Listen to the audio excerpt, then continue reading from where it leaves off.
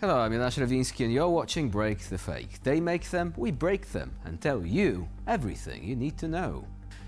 America is aiming at Belgorod and Kursk, cries out the furious group of Russian protesters tightly clutching their sacred St. George ribbons as if they were some kind of magical talisman against the West.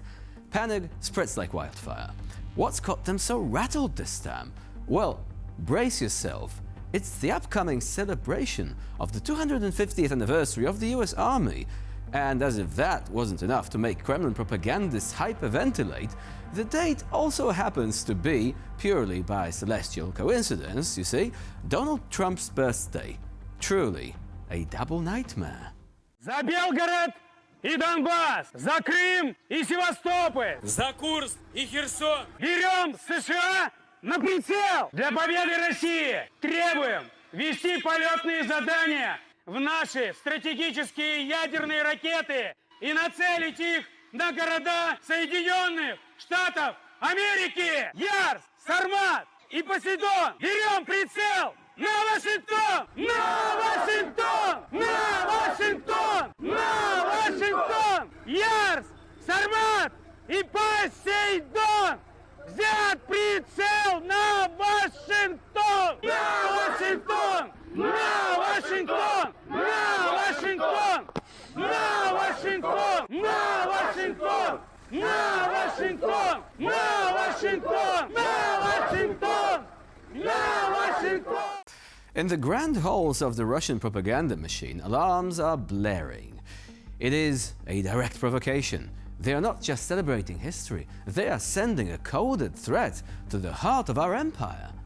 Apparently, American parades now possess the power of intercontinental intimidation. Military bands marching through Washington, obvious preparation for an assault on Belgorod. Fireworks over the Potomac, clearly aimed at Kursk, definitely. Of course, this perfectly orchestrated hysteria is not just a spontaneous outburst of patriotic concern. No, this is the empire's finest tradition.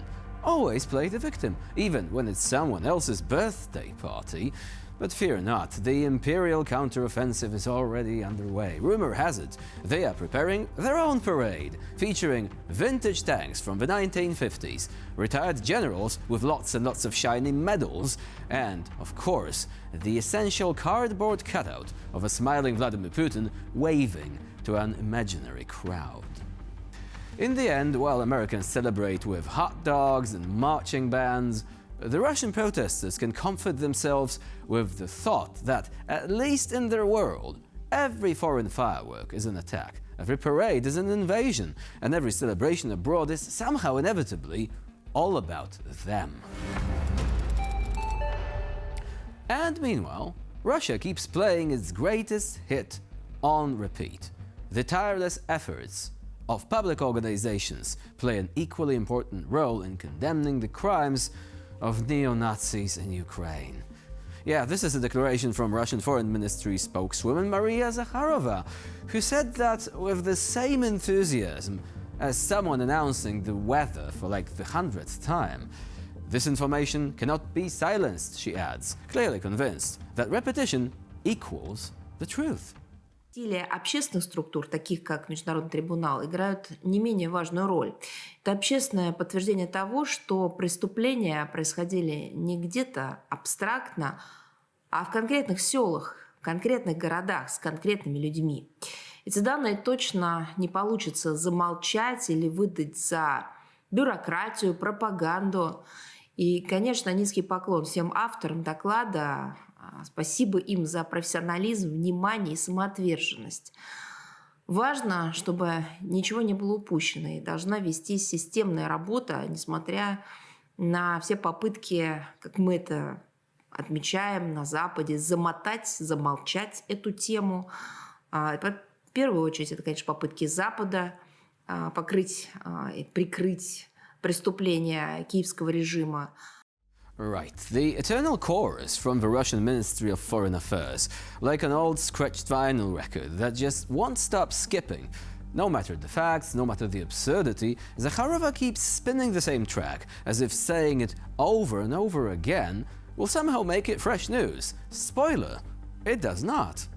One has to admire the stamina, though. While the rest of the world rolls its eyes and changes the channel, Moscow's propaganda machine heroically clings to its playlist of outdated narratives. They've been playing the neo-Nazis everywhere tune for so long, it's starting to sound like background music in an elevator at the Kremlin.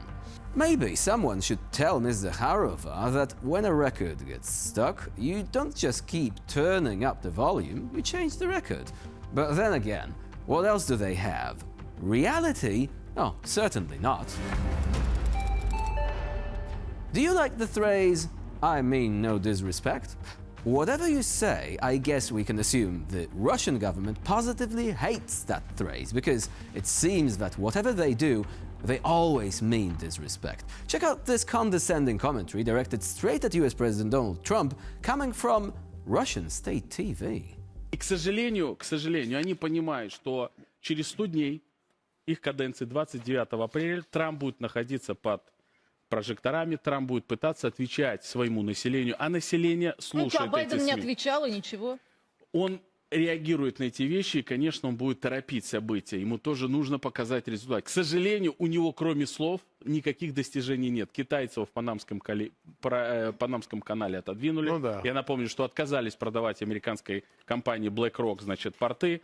Гренландия, Канада, тоже там что-то не клеится, вся история. И его будут, конечно же, бомбить по поводу переговоров. 24 часа, 100 дней и так далее. Вы можете договориться или нет? А можете ли вы влиять или нет? И здесь, конечно, к нему много вопросов.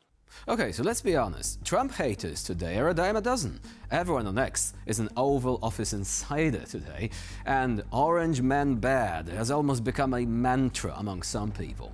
But criticism of Trump in the Russian media is unusual for a number of reasons. First, Moscow's so-called journalists, being the absolute hacks that they are, usually express opinions that are either scripted or created through a spiritual communion of sorts with the Kremlin top brass. Independent thoughts? Forget it. Commentators also toe the line, and if they say something unusual, it might be a signal that the narrative could be about to shift. In the thick of the US presidential election, Trump was mostly praised by the Moscow media, and there was an expectation he would somehow bail Russia out. Some called him our man in Washington. Others even deluded themselves that the US would become an outright ally of the Kremlin. And the initial signals during the Russia-Ukraine ceasefire talks seemed to confirm this. Lots of carrots towards Russia, not too many sticks, plus the atrocious row with Zelensky over the minerals deal. All that while Moscow was watching with glee. But Moscow, among its many dubious talents, has a rare and remarkable propensity for overreaching. Give them an inch, and they will annex whatever number of miles where they can find any traces of Russian speakers. Russia doesn't negotiate in good faith.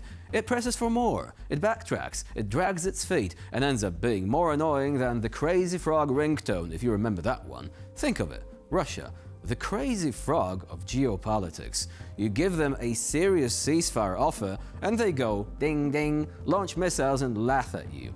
Infuriating. So, Trump recently said he was annoyed with them, pissed off was the diplomatic term of art that he used actually, and said they, the Russians, were bombing Ukraine like crazy. Since that time, signals coming from Washington have intensified, indicating that, as Poland's foreign minister Radosław Sikorski put it, their patience is not infinite.